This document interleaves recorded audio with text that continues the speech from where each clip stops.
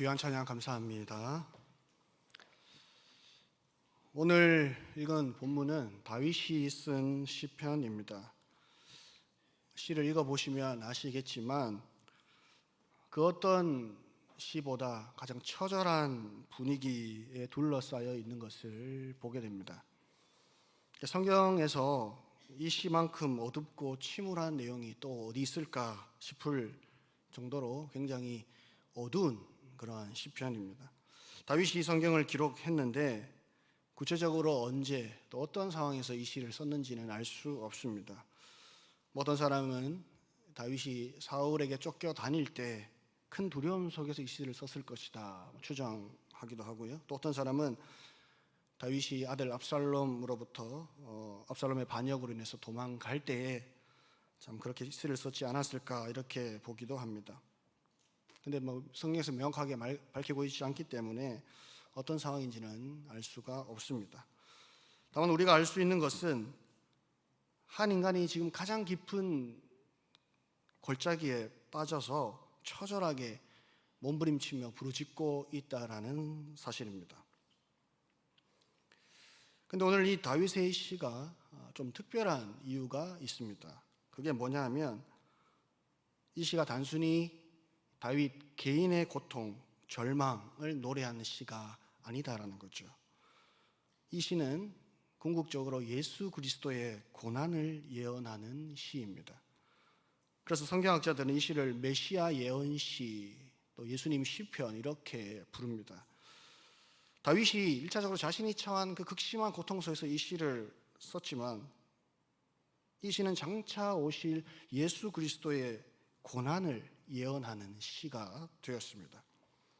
이게 어떻게 가능할까요?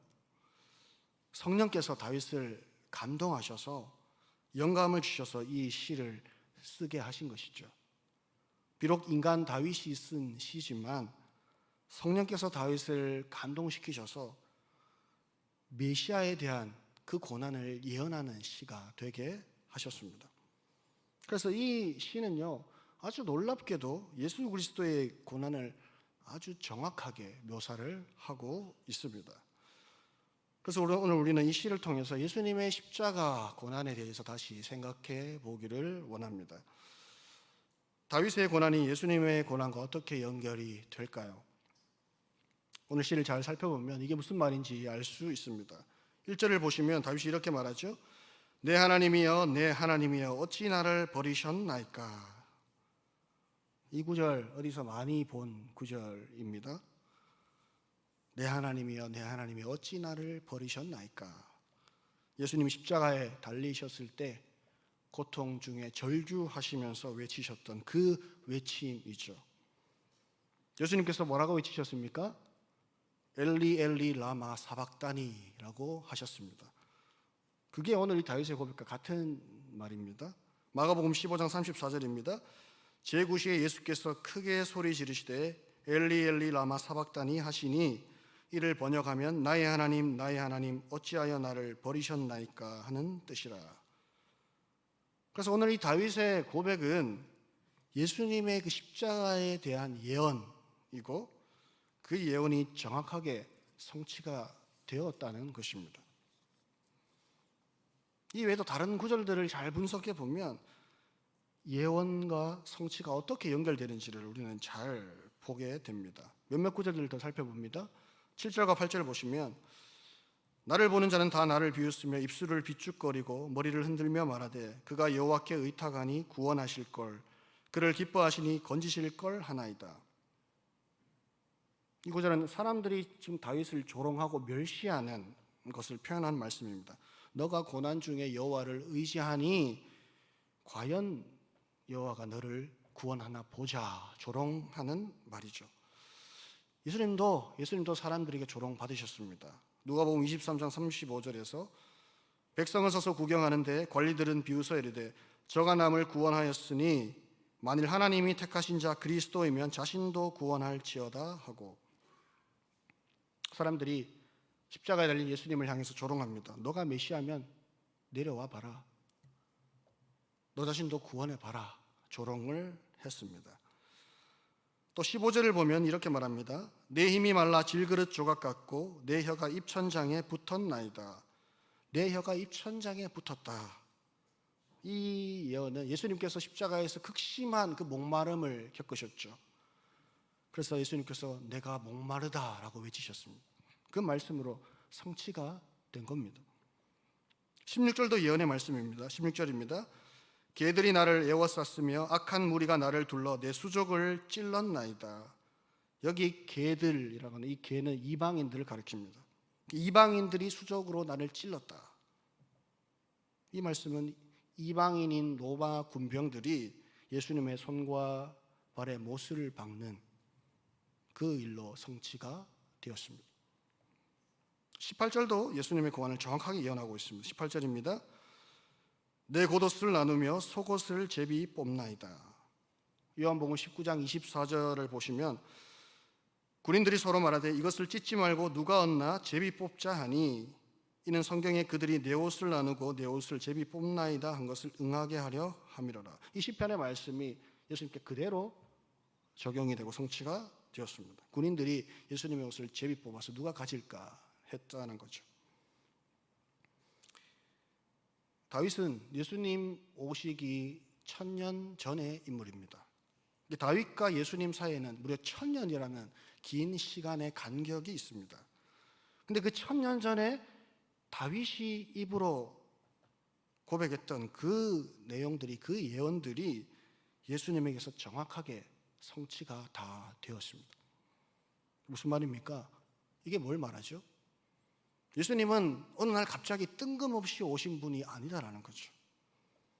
갑자기 오셔서 사람들에게 붙잡히시고 십자가에 죽은 그런 인물이 아니다라는 겁니다.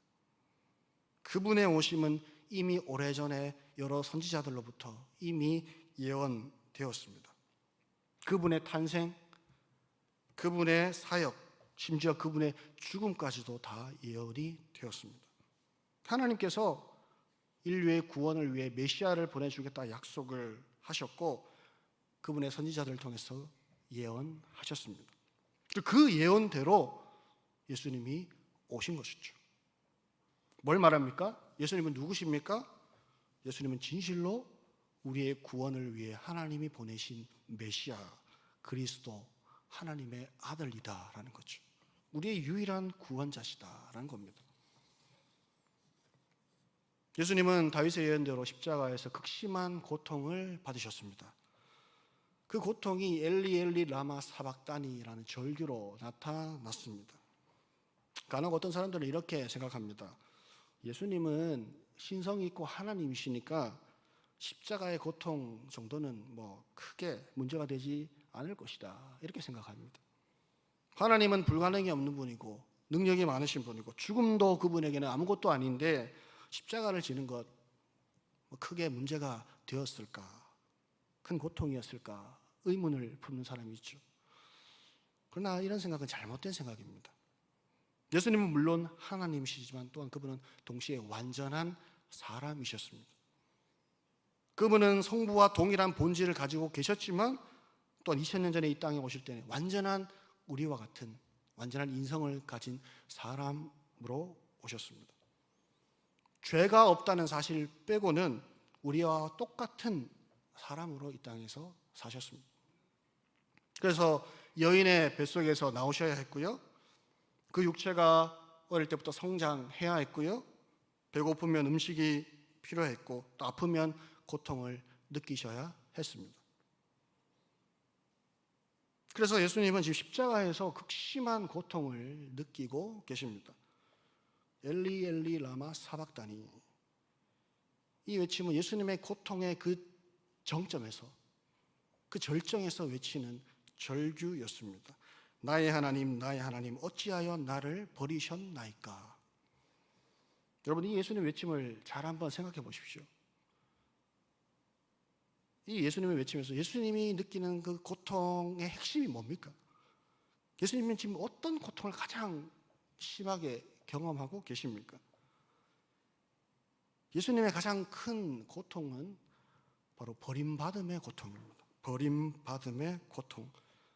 어찌하여 나를 버리셨나이까? 여러분 우리는 십자가의 고통에 본질이 무엇인지를 정확하게 보아야 합니다. 그 고통의 본질은 죽음 그 자체에 있는 것이 아니라 버림받음에 있다는 것이죠. 버림받음. 죽음은 버림받음의 결과로 오는 것입니다. 하나님과의 단절, 하나님으로부터의 버림받음, 하나님과의 끊어짐, 그것의 결과가 죽음이라는 겁니다. 하나님께서 아담을 지으시고 그에게 하신 명령이 무엇이죠? 너가 동산 모든 나무의 실과를 자유롭게 먹을 수 있지만 선악을 알게 하는 그 나무의 열매는 먹지 말라. 너가 그것을 먹는 날에는 반드시 죽으리라 하셨습니다. 선악과를 먹는 것은 하나님께 죄가 되는 것이고 그것은 하나님과의 단절을 의미합니다. 죄가 하나님과의 단절을 시키는 거죠. 그 단절은 죽음으로 결과되어지는 거죠. 그래서 죄에 대한 그 형벌의 본질은 죽음이라기보다 하나님과의 단절이고 하나님께 버림받는 것입니다. 십자가 위에서 지금 예수님은 하나님께 버림받는 그 고통을 당하고 계십니다. 여러분, 누군가로부터 버림받는다는 것은 굉장히 큰 고통입니다. 특별히 정말 사랑하는 사람으로부터 버림받을 때 그 고통을 겪어보지 못한 사람은 가히 상상할 수 없는 것이죠. 극심한 고통이죠. 요즘에는 잘 모르겠는데 제가 군대에 있을 때만 해도 군대에서 자살을 하는 병사들이 제법 있었습니다. 요즘에는 병사들이 개인 휴대폰도 쓰고 또 소통 창구도 다양하고 예전만큼 군대가 폐쇄적이지 않습니다. 그래서 자살하는 병사가 그렇게 많지는 않은 것 같은데 예전에는 군대가 굉장히 폐쇄적이었습니다. 소통할 수도 없고요. 그 안에서 무슨 일이 일어나는지 외부로 잘 알려지지도 않았죠. 자살하는 군인들이 종종 있었습니다. 제법 많았습니다. 그런데 그 자살하는 그 병사들의 첫 번째 이유가 뭔지 아십니까? 가장 큰 이유, 여자친구의 변심입니다. 여자친구의 변심. 여러분은 그게 대단한 건가 생각하시겠지만 군대에 있는 그 병사의 입장에서 여자친구의 변심은 자살의 원인이 됩니다. 대부분의 그 원인의 1위가 여자친구의 변심이에요. 군대라는 그 조직에서 생활하는 것도 너무너무 힘들고 괴롭고 답답한데 그나마 유일한 소망과 희망이 여자친구인데 그 여자친구로부터 이제 버림을 받는 거예요. 그러면요, 사람이 살 소망을 잃어버립니다. 내가 왜 살아야 되냐? 내가 왜 여기서 고통을 받아야 되냐? 이런 의문에 휩싸이죠. 여러분, 사랑하는 사람에게 버림을 받고 거절을 당하고 배신당할 때 마음 깊은 곳에 상처가 생깁니다. 나는 사랑받을 가치가 없는 사람인가?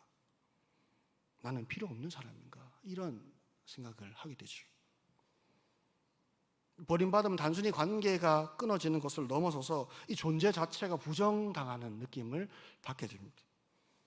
그래서 그 고통을 견디지 못해서 극단적인 선택을 하더라는 겁니다. 안타깝지만 우리는 주위에 이렇게 버림받는 사람들을 많이 봅니다. 부모로부터 버려진 아이들을 봅니다. 반대로 자식으로부터 버려진 부모들도 봅니다. 버림받은 아내, 버림받은 남편, 친구들에게 버림받고 왕따 당하는 아이들. 참 그런 사람들 보면 얼마나 불쌍하고 안타까운지 모르죠. 그들이 경험하고 받고 있는 그 상처와 아픔은 정말로 고통스럽고 괴로운 것이죠. 여러분, 우리 주님은 버림받음의 고통을 받으셨습니다. 그런데 그 고통은요, 우리 인간관계에서 나타나는 그런 버림받음의 수준, 그런 고통의 수준과는 가히 비교할 수 없는 고통입니다. 그분은 사람에게 버림받으신 분이 아니라 하나님 아버지께 버림받으셨다라는 거죠. 성부와 성자의 관계, 우리가 알고 있는 단순한 인간의 사랑, 인간적인 그 사랑의 관계를 훨씬 초월한 관계요 사랑입니다. 성부와 성자는 영원 전부터 하나였고 완전하게 연합되어 사랑으로 묶여져 있는 관계입니다. 한 번도 그 사랑과 연합이 깨어져 본 적이 없는 관계입니다. 예수님께서 이 땅에서 사역하실 때 하나님의 사랑을 많이 받으셨어요. 하나님께서 내가 너를 사랑한다는 표현을 많이 받으셨습니다. 세례요한에게 세례를 받으실 때 이는 내 사랑하는 아들이요 내 기뻐하는 자라, 하나님이 그 아들에 대한 사랑을 표현하셨어요. 또 주님께서 변화산에 올라가셔서 그분의 몸이 변화되었을 때 하나님께서는 그 자리에 있었던 베드로와 야고보와 요한이 들을 수 있도록 이는 내 사랑하는 아들이요 내 기뻐하는 자니 너희는 그의 말을 들으라. 하나님이 공개적으로 그 아들에 대한 사랑을 표현하셨습니다. 뿐만 아니라 예수님도 하나님에 대한 사랑을 표현하셨어요. 하나님과 관계에 대해서 자주 말씀하셨습니다. 요한복음 8장 29절을 보면 나를 보내신 이가 나와 함께 하시도다. 나는 항상 그가 기뻐하시는 일을 행함으로 나를 혼자 두지 아니하셨느니라. 나는 항상 아버지와 함께 있다 말씀하시죠. 또 10장 30절에서도 말합니다. 나와 아버지는 하나이니라. 하나님과 예수님은 하나입니다. 결코 깨어질 수 없는 관계, 분리될 수 없는 관계죠. 완전한 사랑으로 연합되어 있는 그 관계가 놀랍게도 십자가에서 깨어졌다는 것이죠. 그 완전한 사랑이 깨어졌습니다. 그래서 예수님께서 그 고통 속에서 외치시는 것이죠. 엘리 엘리 라마 사박다니, 나의 하나님 나의 하나님 어찌하여 나를 버리셨나이까. 예수님은요 지금 십자가에서 아버지를 아버지라 부를 수가 없어요. 나의 하나님 나의 하나님. 항상 예수님은 하나님을 아버지라 불렀습니다. 근데 그곳에서 십자가에서 하나님을 아버지라 부를 수 없고요, 하나님이라 부릅니다. 무슨 말인가? 그곳에서 하나님과 아버지의 관계가 깨어지고 있다. 죄와 심판자의 관계가 되었다. 하나님은 절대적인 위엄을 가지고 죄를 심판하시는 심판자이십니다. 심판주이십니다. 그리고 예수님은 인간의 그 모든 추악한 죄를 홀로 짊어지시고 하나님 앞에서 그 죄에 대한 심판을 받고 계십니다.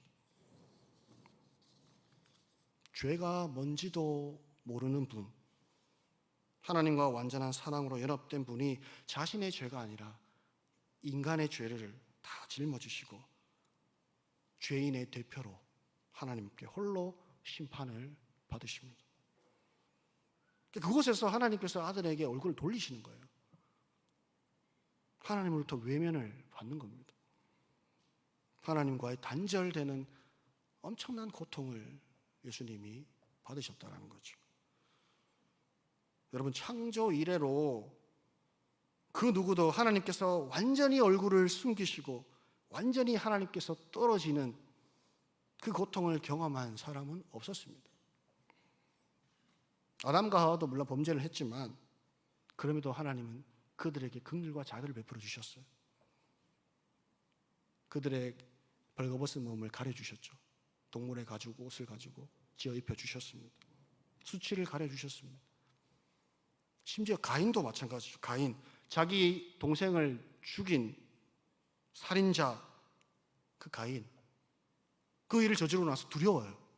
사람들이 나를 죽이지 않을까, 복수하지 않을까. 그래서 하나님께서 가인에게 표를 주십니다. 가인을 죽이는 자에게는 벌이 7배가 될 것이다. 그를 보호해 주십니다. 그러나 유일하게 한 분, 지금 예수님께 하나님은 완전히 얼굴을 돌리십니다. 그분의 모든 은혜와 긍휼과 자비를 거두십니다. 그게 하나님의 무서운 심판입니다. 여러분, 우리가 그 심판을 감당할 수 있을까요? 우리가 그 심판을 하나님께 받을 수 있을까요? 그래서 루터는 이렇게 말했습니다. 예수님은 세상에서 가장 죽음을 두려워한 사람이었다. 참 아이러니한 말씀이죠. 예수님은 세상에서 죽음을 가장 두려워한 사람이었다. 그 죽음이 뭔지 아시는 분이에요. 그 죄의 형벌이 뭔지를 아시는 분이죠. 십자가에서 가장 큰 두려움과 고통을 경험하셨습니다.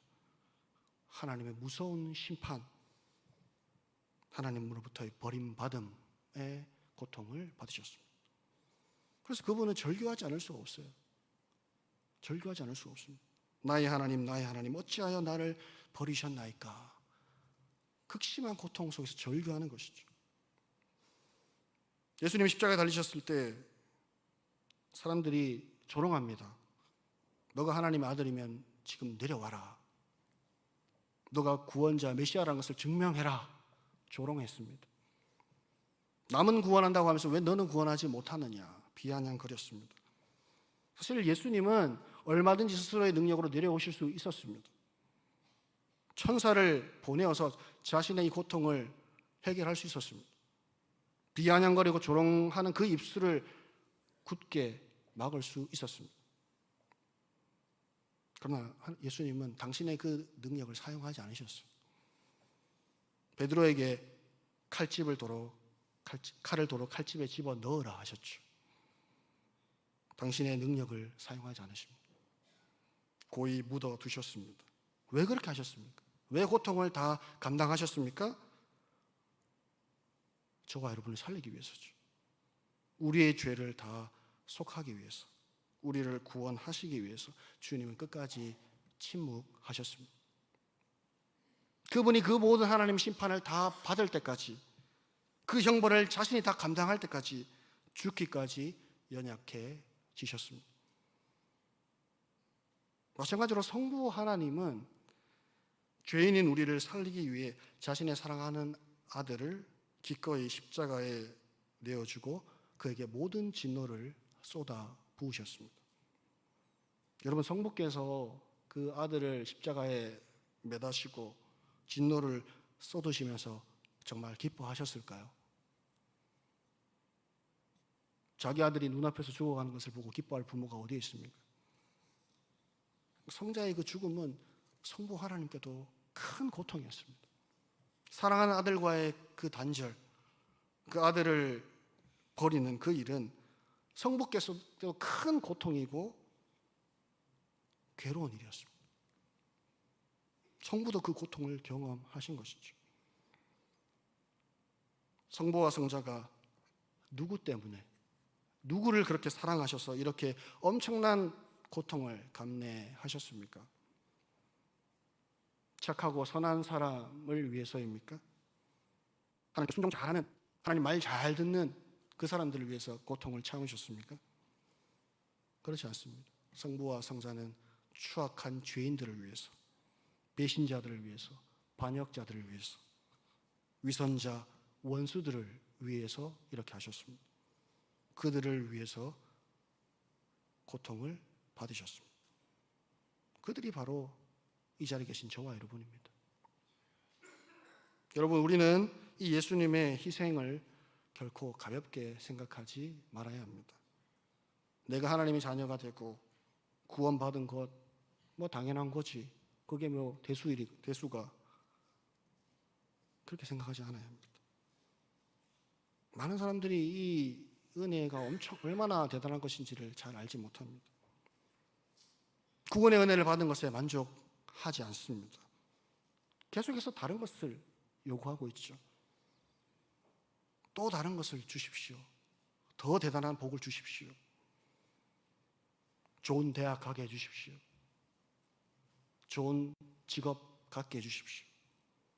돈 더 많이 벌게 해주십시오. 더 높은 자리에 올라가게 해주십시오.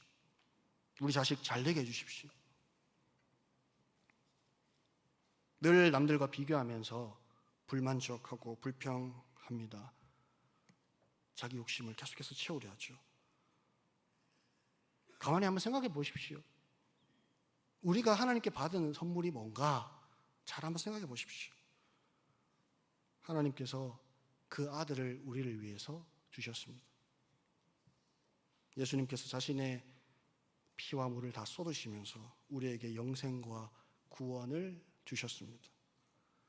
정말 우리가 감당할 수 없는 엄청난 고통을 다 받으시면서 우리를 구원해 주셨습니다. 여러분, 우리가 이 자리에 있는 것 은혜인 줄 믿으시기 바랍니다. 우리가 정말 하나님께 구해야 될 것이 무엇입니까? 무엇을 구하고 계십니까, 여러분? 하나님께 우리의 욕심을 채우는 일입니까?